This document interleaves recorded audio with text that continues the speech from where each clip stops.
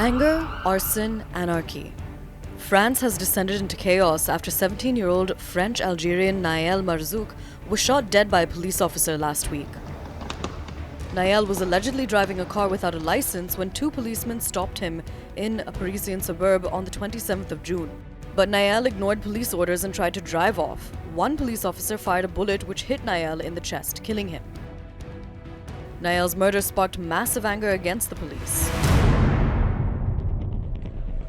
Hundreds of thousands of protesters took to the streets, setting vehicles and public buildings on fire, looting shops and clashing with the police. The fire that started in Paris quickly spread across the country.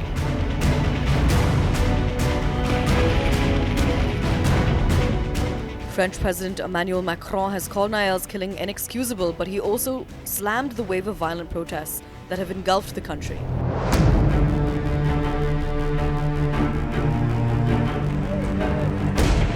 Since the protests first erupted, more than 3,000 people have been detained and nearly 50,000 personnel are deployed on the streets.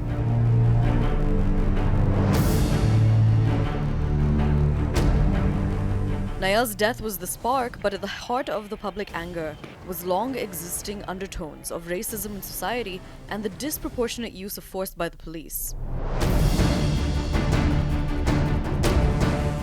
Since 2017, by law, French police have been allowed to use firearms in cases of non-compliance during traffic stops, but as a result, fatal shootings by officers have shot up.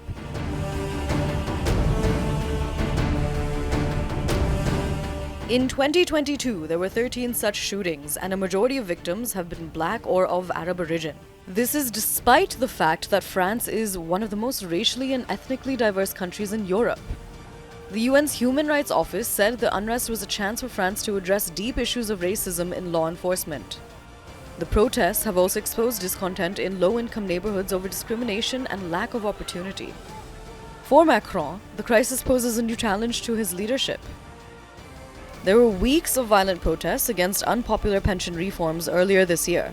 But with the latest round of protests, all eyes are on how Macron will heal the country and reset his presidency.